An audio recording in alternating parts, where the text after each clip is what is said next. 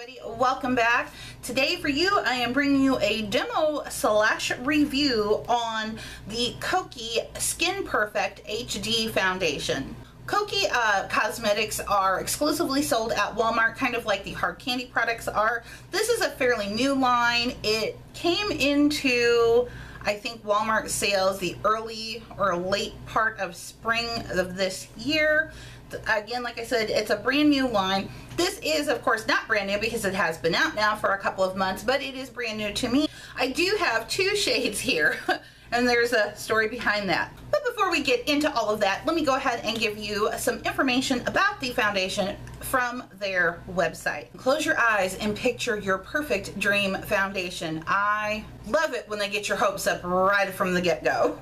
It'll leave you flawless, perfectly match your skin, feel luxurious, be weightless, and it wouldn't cost an arm and a leg. Now open your eyes and take a look at Kokie's incredible HD foundation. It's expert, long-lasting, non-cakey, comfortable wear. Your foundation dreams have come true. Claims to be lightweight, medium to full coverage, and 18 shades to fit a range of complexions. So I'm totally stealing this from Leyla. 50 shades of beige, and that's pretty much what you have in here. It starts off light, but I wouldn't say too terribly light. And it goes deep, but it doesn't go too terribly deep either, and finding your shade is a bit difficult. They do have several shades that are both sold in warm and cool, and then they even kind of have like a neutral one in between there, but only a few of them are a neutral shade. I do have two shades here. I have 70W and I have 60W. But as you can tell in the bottle, and I'll throw in a swatch here, two of them also side by side, they are completely different shades and slightly different in tone.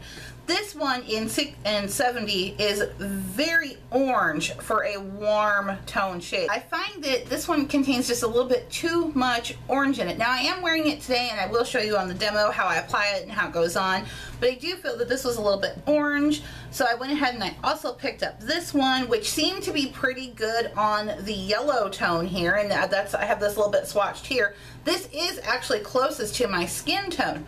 Problem is that what you see liquid is not exactly what happens when you blend it out. I found that when I blended out 60W that it kind of gave me a gray cast, which tends to happen when my foundation is a bit too light for me.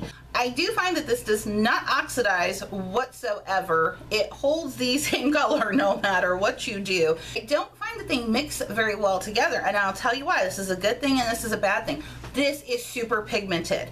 This foundation is super pigmented. It's like concentrated pigment. It's almost kind of like Custom Cover FX drops turned into foundation format. It is very heavily pigmented. It does not like to accept, like I have some Custom Cover FX drops. I try to mix those in. It really doesn't take too much to those. It really doesn't like mixing with itself.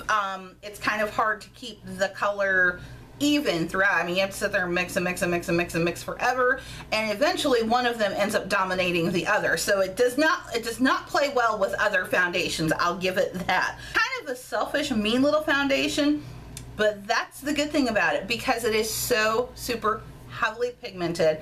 I have on right now the lightest layer, which you'll see in the demo. We'll go ahead and we'll get into that. I went ahead and squirted out 2 pumps because I feel that 2 pumps from the pumper is plenty enough to cover my face. I showed you here on the palette so that you can see how much that was, and then start applying. Now, one thing is you want to work quick. This is a matte finish formula. It dries down very quickly and it wants to go completely matte. I would not recommend this for people with dry skin, but people with oily skin or combo skin, this is kind of one of those, this is your foundation. This one was made for you. I love to use this with my Real Techniques Miracle Collection sponge because I want more of a natural medium coverage rather than a full coverage. You can definitely take this foundation full coverage. If you choose to use it with a brush, like a flat dense brush, I think you're definitely going to pick up some maximum full coverage on that.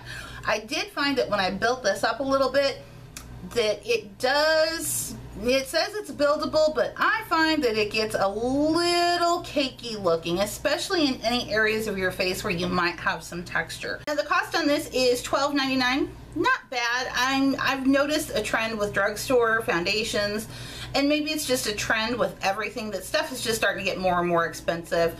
So finding it for $13, that puts it right in the ballpark with a lot of L'Oreal foundations, some Revlon foundations. So it really doesn't, it's still staying in its drugstore lane. For that, you're getting, of course, 1 fluid ounce in this frosted glass bottle that does come with a pump. Again, it did say that it came in 18 shades, but I'm going to quote Leyla again, 50 shades of beige. So all, in a nutshell, what do I think of this foundation? Would I recommend it to anybody?